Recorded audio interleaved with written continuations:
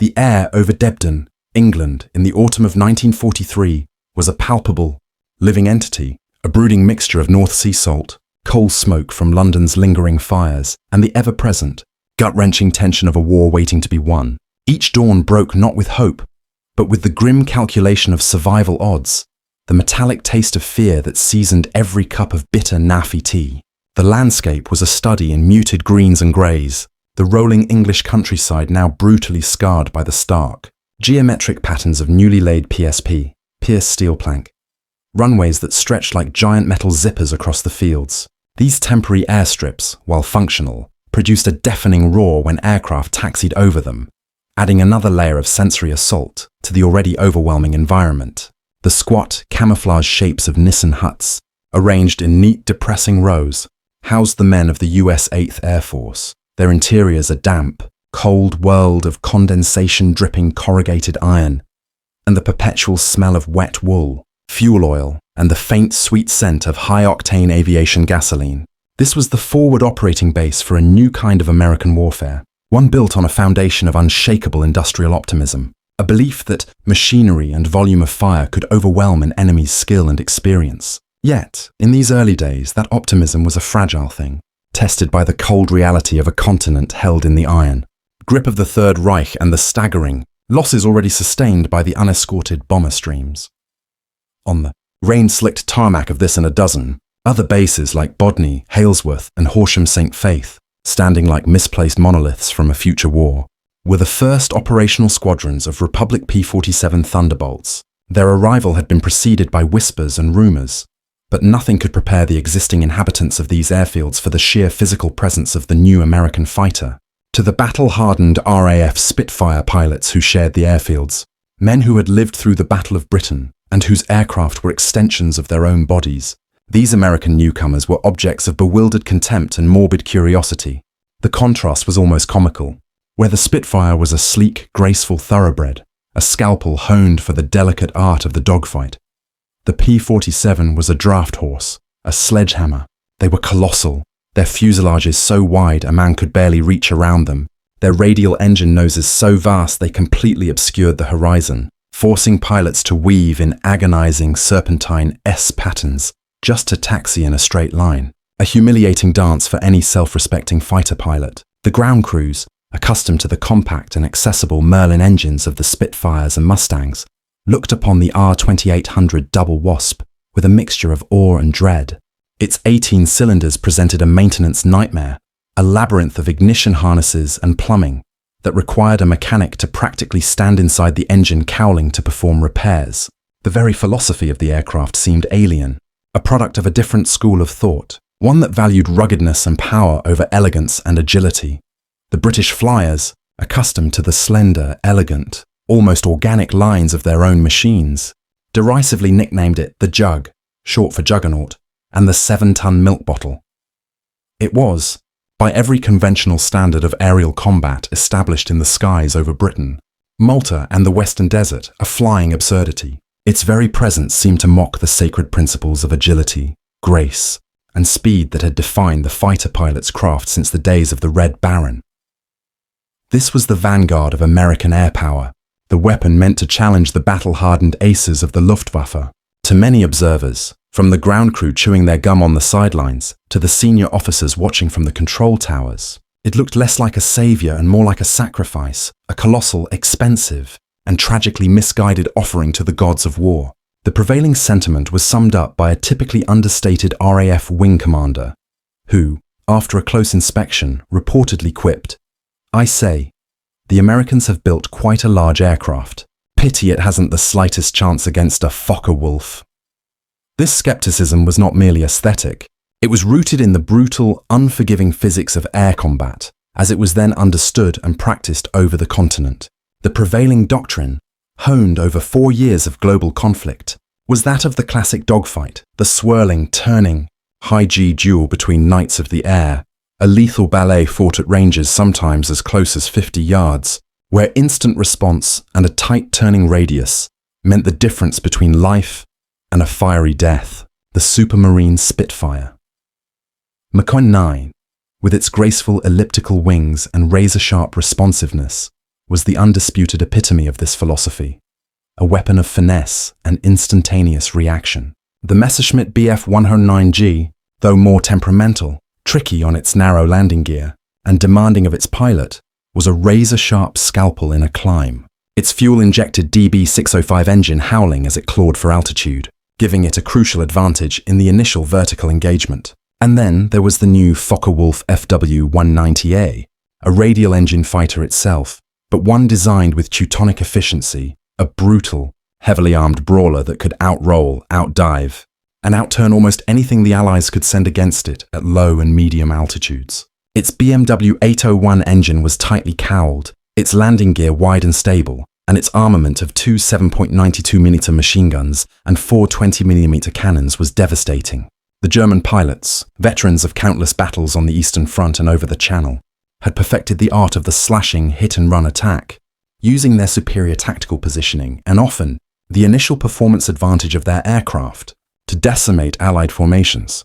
Into this refined and deadly arena, the United States Army Air Forces introduced the P-47, a machine that appeared to have been designed by a committee of bridge engineers. Its initial climb rate was pathetic, a laboured, groaning ascent that left it vulnerable during the most critical phase of an interception. Its turn radius was so wide, it was joked a pilot needed a map to complete a 360-degree circle. Its sheer bulk made it seem like the easiest target in the sky, a barn door for the 20mm cannons of the German fighters. The very pilots assigned to fly it, many of them fresh from the advanced training schools in America, where they had cut their teeth on nimble AT-6 Texans and the rugged P-40 Warhawks, felt a cold knot of dread in their stomachs as they first beheld their new mount. Lieutenant Robert S. Johnson of the 56th Fighter Group recalled his first impression. "I walked around it 3 times, and the longer I looked, the bigger it got. I thought, how can they expect me to fight in this thing? It's a bomber." They were being sent into the most intense air combat in history in what looked and initially felt like a flying coffin, a death sentence written in duralumin and steel. The cockpit, while roomy, felt more like the command bridge of a small ship than the intimate, form-fitting cockpit of a fighter, further alienating the pilot from the machine. The initial training was perfunctory, focusing on basic flight characteristics, with little guidance on how to actually employ the behemoth in combat against a nimble and deadly foe. A sense of impending doom settled over the Thunderbolt units, a feeling that they were being sent on a suicide mission with a weapon that was fundamentally flawed. What no one, not the skeptical British, not the anxious American pilots, and certainly not the supremely confident aces of the Luftwaffe like Egon Meyer and Walter Nowotny, could yet comprehend was that the Thunderbolt was not a tragic miscalculation. It was the physical manifestation of a radical, unproven, and breathtakingly audacious American strategic doctrine, a theory of war that was as vast and untested as the American continent itself. While the world was focused on the art of the tactical dogfight, the USAAF, under visionaries like General Henry Hap Arnold, was building a weapon for a new kind of war, the war of industrial and strategic annihilation from 30,000 feet. Their centerpiece was not the fighter, but the heavy bomber, the Boeing B-17 Flying Fortress, and the consolidated B-24 Liberator, vast formations of which were intended to darken the skies over Germany and pound its industrial heart into dust.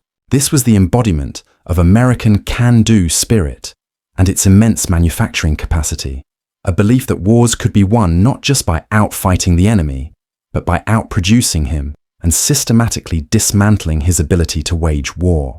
The American belief, championed by men like General Ira Eaker, was that Germany's war-making capacity could be broken through unrelenting daylight precision bombing, bringing the Nazi war machine to its knees by destroying its factories, oil refineries, and ball-bearing plants. It was a concept the RAF under Bomber Harris had tried and abandoned after devastating losses in their unescorted night-flying bomber streams, finding the casualties to be politically and morally unsustainable. The Americans, with a characteristic blend of optimism and technological arrogance, were undeterred. Their bombers were heavily armed with 50 caliber machine guns, flew in tight, mutually protective combat boxes designed to create a crossfire against interceptors, and would bomb by day, claiming greater accuracy than area bombing at night. But this strategy had one glaring, potentially fatal flaw. The bombers, for all their defensive firepower, were desperately vulnerable to coordinated fighter interception. They needed an escort, a guardian angel that could fly as far as a bomber, fight as hard as a dedicated interceptor, and survive in the most hostile, fighter-infested airspace in the world. They needed a shepherd for a flock of flying sheep, a role for which no existing aircraft was designed. The Spitfire's range was minuscule. The P-38 Lightning was complex and troubled by engine issues in the cold European skies. The requirement was, by the standards of 1942, nearly impossible. An aircraft that could fly over 500 miles, fight for 30 minutes, and return home. The P-47 Thunderbolt was the complex, controversial answer to this seemingly impossible strategic requirement. Its size was not an error in judgment. It was the entire, deliberate point of its existence. That massive, barrel-like fuselage was a pressurized vessel needed to house the complex and revolutionary General Electric turbo supercharger system, a marvel of engineering that took hot, exhaust-driven turbines and used them to force dense air into the massive Pratt & Whitney R2800. Double Wasp 18-cylinder radial engine. This system, with its intricate network of ducts and intercoolers running the length of the fuselage, was the key to the Thunderbolt's secret power, allowing it to produce its full 2,000 horsepower at altitudes above 30,000 feet, the stratospheric realm where the thin, frigid air left other fighters gasping for power like fish on a dock. At this altitude, the supercharged FW-190A's performance fell off a cliff, and the Bf-109G, while still competent, could not match the Thunderbolt's combination of power and stability. The Thunderbolt, in essence, carried its own atmosphere with it, a mechanical lung that allowed it to breathe easily where others suffocated. Its thick, robust, shoulder-mounted wings were not clumsy appendages. They were structural masterpieces, strong enough to carry not only the devastating battery of 8 50-caliber Browning M2 machine guns with 267 rounds per gun, a total weight of fire of over 4,800 rounds per minute, but also, eventually, a staggering external load of 2,500 pounds of bombs, or 10 5-inch high-velocity aircraft rockets, HVRs, and multiple external fuel tanks. Its prodigious weight, nearly double that of a Bf-109, was a testament to its phenomenal structural strength. It was built like a bank vault to absorb punishment from cannon shells and flak that would tear a lighter, more delicate airframe like the Bf-109 or even the P-51 Mustang to pieces. The Thunderbolt was not designed to win a turning fight at 10,000 feet.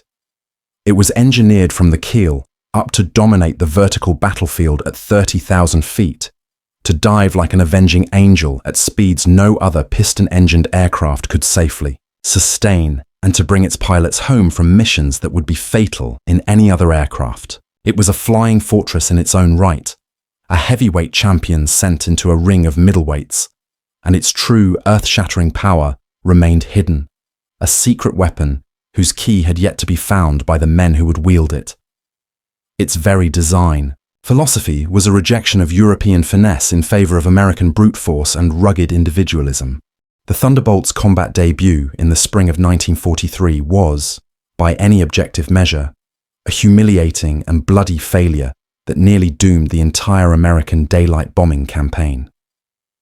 The initial P-47C models, led by tough, innovative commanders, like Colonel Hubert Hub Zemke of the 56th Wolfpack fighter group, clattered off the rain-swept runways of England, their R2800 engines roaring a promise of raw power that quickly faded into a strained whine in the thin, cold air over the Channel. Their first missions, codenamed Rhubarbs, low-level attacks on targets of opportunity, and Rodeos, fighter sweeps designed to lure the Luftwaffe into combat, were cautious probes limited to the French coast by their painfully short range. The pilots, flying with a mixture of bravado and trepidation, were under strict orders to conserve fuel and not to engage unless absolutely necessary, a directive that chafed against their aggressive training. When the fight finally came, it was a brutal, one-sided education in modern air warfare. The German pilots, Veterans of the Eastern Front slaughter and the Channel battles, men with hundreds of combat hours and ice in their veins, quickly sized up the new American fighter. They saw its initial sluggishness in a climb, its wide, predictable turn that telegraphed its pilot's intentions from miles away. Their tactics, refined by years of life or death experience, were simple and devastatingly effective. A diving pass from out of the sun, a short, devastating burst of 20mm and 30mm cannon fire from their Mauser and Rheinmetall weapons, and then a sharp, high-G brake turn that the lumbering, heavy Thunderbolts could not hope to match, their inertia carrying them helplessly past the fight. The German pilots would then either climb away or reposition for another slashing attack, leaving the Americans swinging their heavy aircraft around in a futile attempt to bring their guns to bear. The P-47 pilots, trained in deflection shooting and turning combat, found their sights empty, their throttles firewalled, but their aircraft responding with the alacrity of a laden freighter. The P-47 pilots, shackled by an initial doctrine that still emphasized traditional dogfighting and hampered by the quick, often panicked jettisoning of their limited-range 75-gallon teardrop external fuel tanks at the first sign of combat, found themselves utterly unable to bring their own formidable firepower to bear. The 850 caliber Brownings, while capable of firing over 1,200 rounds per minute each, creating a veritable buzzsaw of 600 lead slugs filling the air every second, required a stable, sustained firing solution. The German fighters, employing their classic Schwarm, finger four, formation and fluid hit-and-run tactics, never gave it to them. They would strike the periphery of the American formation like wolves harrying a bison herd and then vanish. American pilots would return to base, their aircraft untouched, their guns cold, fuming with a mixture of frustration and shame as they reported the distant, helpless contrails of B-17 combat boxes being savaged by German assaults just beyond their reach. The loss figures began to mount, not just for the bombers, but for the Thunderbolts themselves, shot down by an enemy they could see but could not catch. The psychological toll was immense. Men who had been confident and eager became quiet and withdrawn, the spectre of inevitable defeat looming large in their minds. The Luftwaffe's assessment, gleaned from signals intelligence and the confident after-action reports of their own pilots, was swift and dismissive. The Republik Jabo, as they called it, was sturdy. Yes, there were reports of P-47s absorbing incredible damage and still flying. But it was slow, unmaneuverable, and most importantly, predictable. It was a target, not a threat. The narrative of the P-47 as a multi-million-dollar blunder, a flying joke, was being written not in stateside press reports, but in the burning wreckage of aircraft and the broken bodies of young men scattered across the fields of northern France and the Netherlands. The morale of the Thunderbolt units plummeted to depths as low as the winter fog that often grounded them. Pilots began to look with naked envy at the twin-boomed P-38 Lightnings with their long range and the promised, but frustratingly delayed, North American P-51 Mustangs. They were flying a machine that felt utterly, hopelessly outclassed, a dinosaur in an age of mammals, a relic before it had even had a chance to prove itself.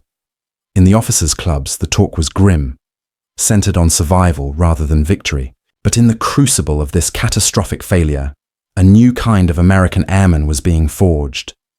Men like the cerebral and fiercely determined Hub Zemke, and a young, intensely aggressive pilot of Polish heritage named Francis Gabi Gabreski, refused to accept the prevailing wisdom that their aircraft was a lemon. They were not just pilots, they were tacticians and engineers in flight jackets, products of a pragmatic American mindset that valued results over tradition. They pored over every combat report, debriefed every returning pilot with the intensity of detectives solving a murder, and stared for hours at the blueprints and performance charts of their own aircraft, searching for a hidden advantage, a flaw in the enemy's perception. They organized informal bitching sessions where pilots could vent their frustrations, and from this raw, unfiltered feedback, patterns began to emerge.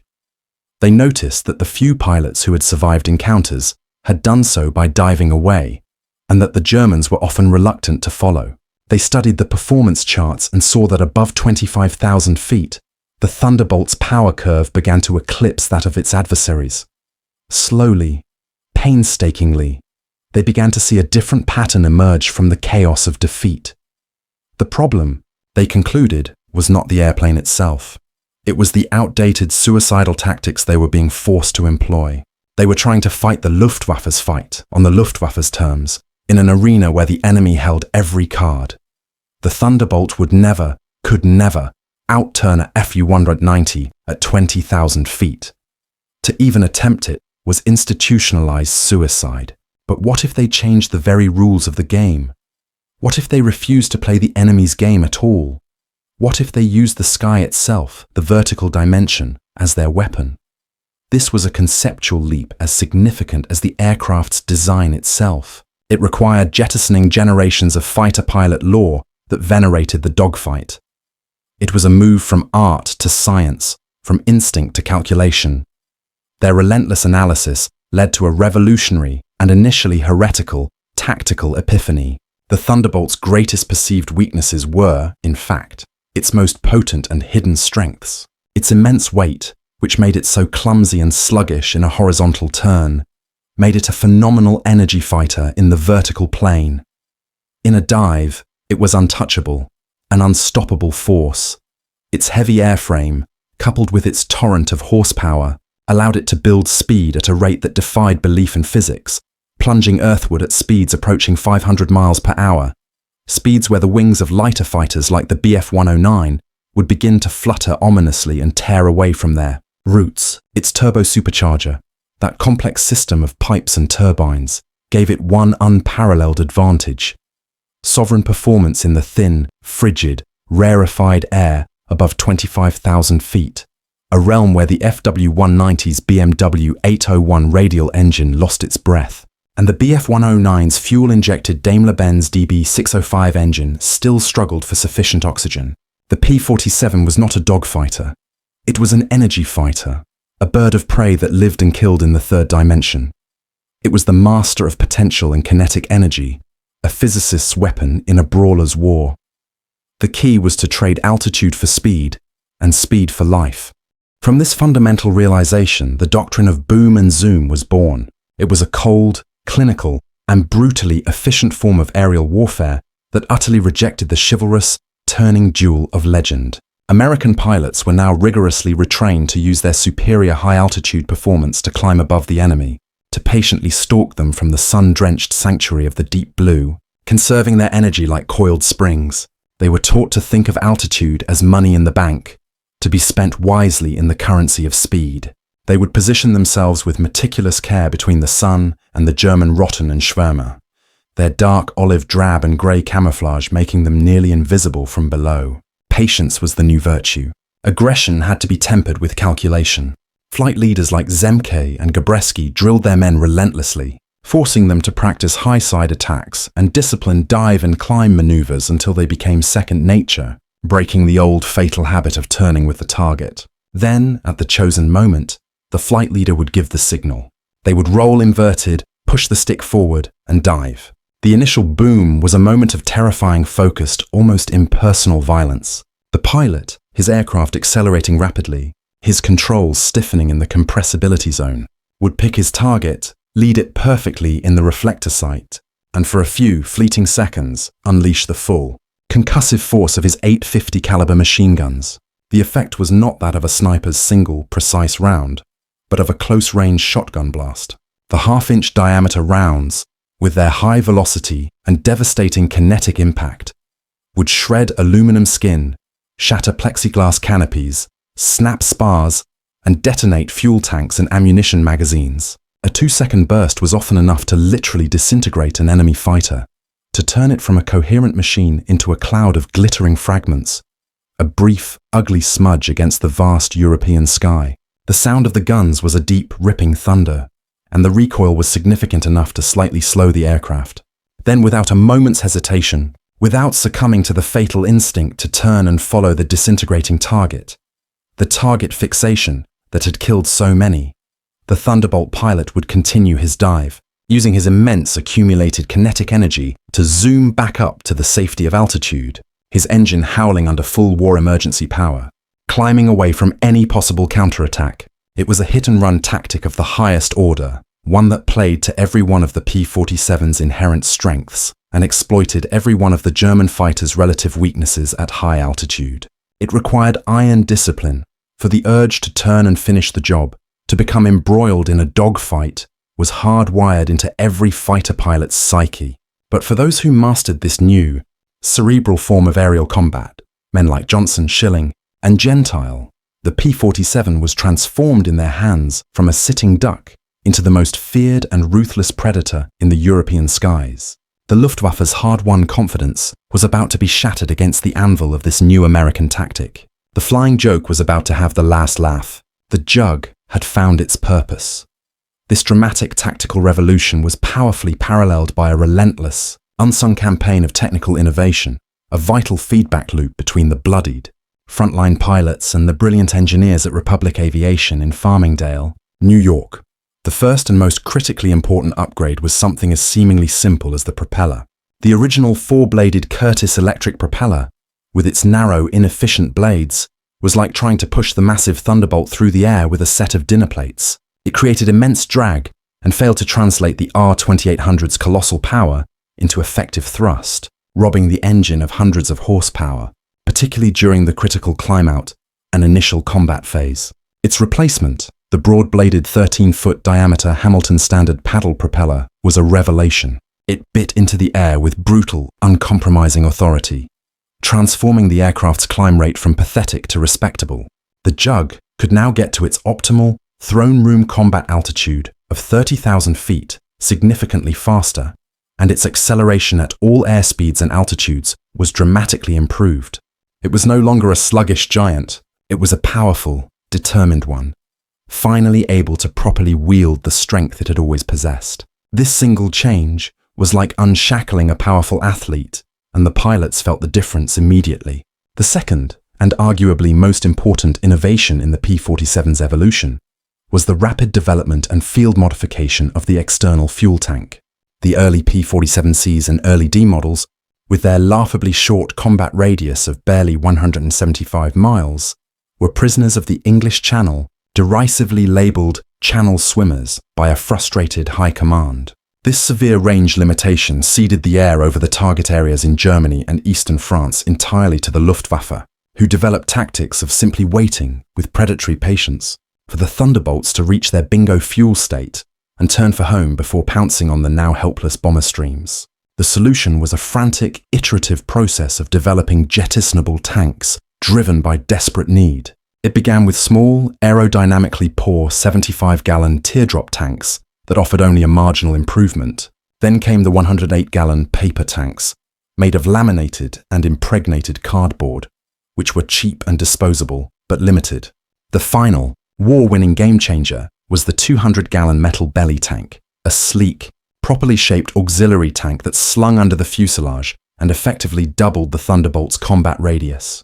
By the time the definitive P-47D-25 bubble canopy model began to arrive in large numbers in the summer of 1944, the Jugs were flying deep into the heart of the Reich, to Berlin, Poznan and beyond. The beleaguered bomber crews, who had been suffering catastrophic, unsustainable losses of 10, 15, even 20% per mission, now had their little friends with them all the way to the initial point, IP, of the bomb run and, just as crucially, on the vulnerable return journey when crews were exhausted and formations straggled. The Thunderbolt was no longer just a fighter, it was a guardian angel with a 1,000-mile reach, a psychological shield for the men in the bombers, and a strategic nightmare for the German high command. The combination of new tactics and extended range was about to change the air war irrevocably. The combined impact of the new boom and zoom tactics and the extended range on the Luftwaffe was immediate, devastating, and ultimately catastrophic for German air defense. The appearance of large formations of Thunderbolts over the Ruhr Valley, the very industrial heart of Germany, in late 1943 and early 1944, was a profound tactical and psychological shock from which the German fighter arm never truly recovered. The German pilots, who had grown accustomed to fighting on their own terms once the short-ranged escorts were forced to depart, now found themselves engaged throughout the mission by these high-flying, diving, incredibly durable, and heavily armed American fighters. The vaunted FW-190A, a master of the medium-altitude brawl, was suddenly outclassed and outmaneuvered in the thin, cold air above 25,000 feet, where the P-47 reigned supreme. Its controls became heavy, its roll rate sluggish, its pilot a sitting duck for the slashing attacks from above. The Bf-109G, though still a dangerous and nimble opponent in a climb, was frighteningly fragile by comparison. A short, 1-second burst from the P-47's battery of 50 cals could tear its tail off, detonate its lightly protected fuel tank located directly behind the cockpit, or simply shred its wings. The German pilots were forced to radically change their own tactics, abandoning their carefully coordinated, massed attacks on the bomber boxes to defend themselves against the relentless, energy-sapping attacks from the Thunderbolts. The narrative of the P-47 as a clumsy joke was dead, buried under a mountain of burning German aircraft. In its place, a new name, born of respect and fear, began to circulate in Luftwaffe briefing rooms and pilot-ready rooms. Jaboschreck, fighter-bomber terror. The hunter had become the hunted. The psychological blow was as damaging as the material losses. For the first time, the Luftwaffe was losing control of the skies over its own homeland. The Thunderbolt's legend was irrevocably cemented in the great, decisive air battles of 1944, the campaign that broke the back of the Luftwaffe. During Big, Weak Operation Argument, in February 1944, the USAF launched an all-out, maximum-effort offensive designed to deliberately lure the Luftwaffe into a war of attrition and destroy the German aircraft industry, on the ground and in the air. The skies over Schweinfurt, Regensburg, and Leipzig were filled with the contrails of thousands of bombers and their swarms of fighter escorts. The P-47 groups, now equipped with the new bubble canopy P-47D, that offered unparalleled 360-degree visibility, a critical advantage in a dogfight, were at the very tip of the spear. They were no longer just passive escorts. They were aggressive hunters, roaming far ahead of the bombers in fighter sweeps to clear the skies. Pilots like Gabreski, Zemke, and the 56th's other star, the indomitable Robert S. Johnson, began to rack up incredible scores, becoming household names and aces many times over. Johnson's personal aircraft, Lucky, was shot to pieces on multiple occasions, its rugged airframe and resilient air-cooled engine bringing him home from missions that by all rights should have been fatal.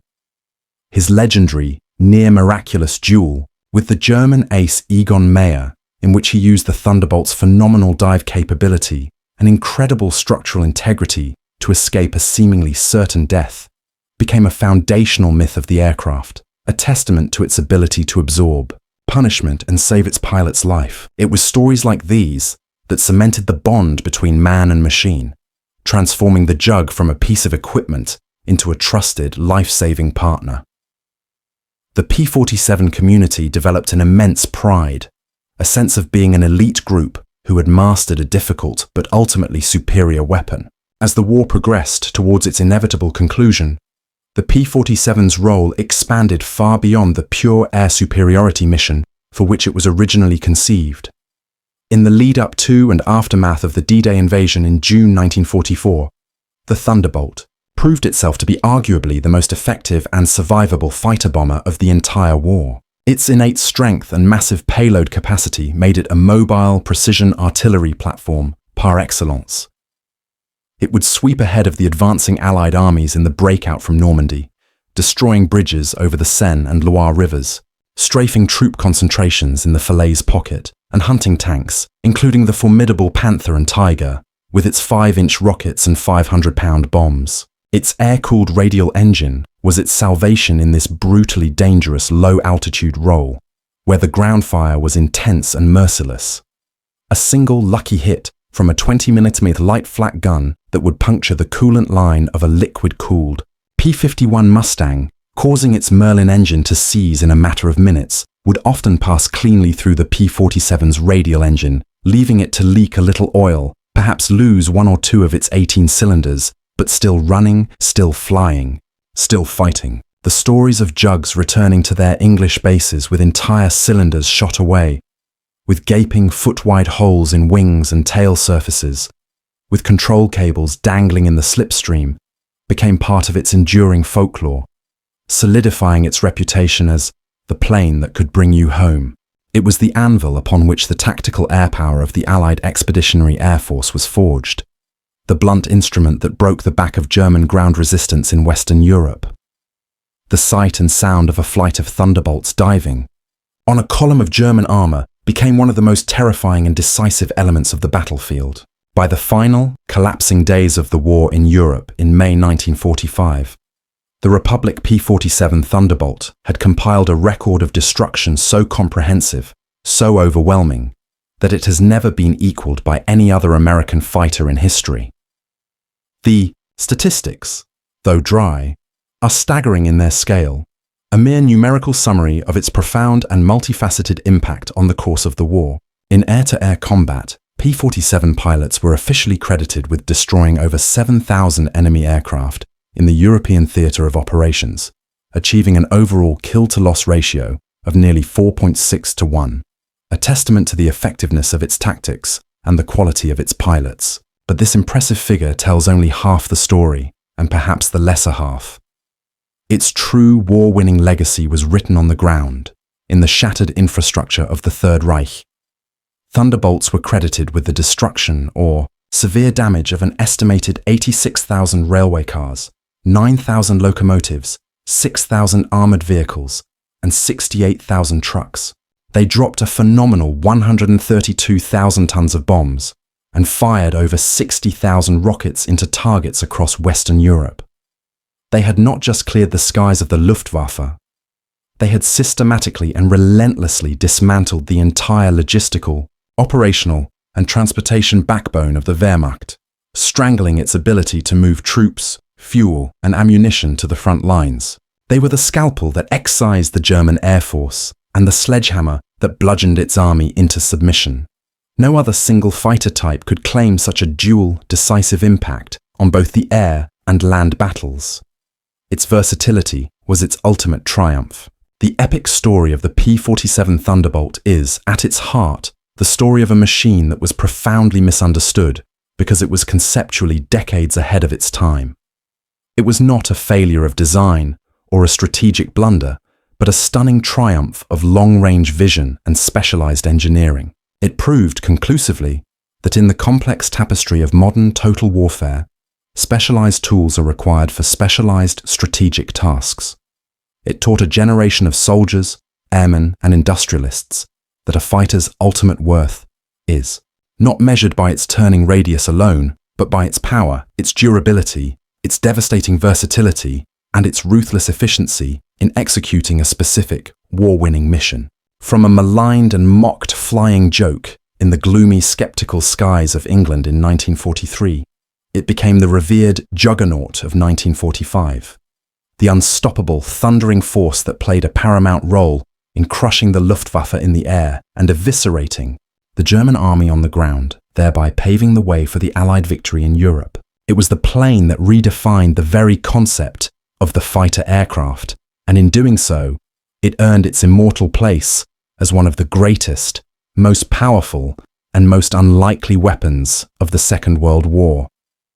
The deep, thunderous roar of its R-2800 double Wasp engine was the sound of American industrial might, pragmatic ingenuity, and grim determination, a sound that still echoes with authority and power through the annals of military aviation history, a lasting testament to a machine that was too big, too heavy, and too powerful to fail. The P-47 was not just an airplane, it was a statement, and its statement was one of overwhelming, undeniable force. It was the embodiment of a nation's ability to learn, adapt, and ultimately, to prevail through a combination of technological innovation, tactical brilliance, and the raw courage of the men who flew it into the hellish skies over Fortress Europe.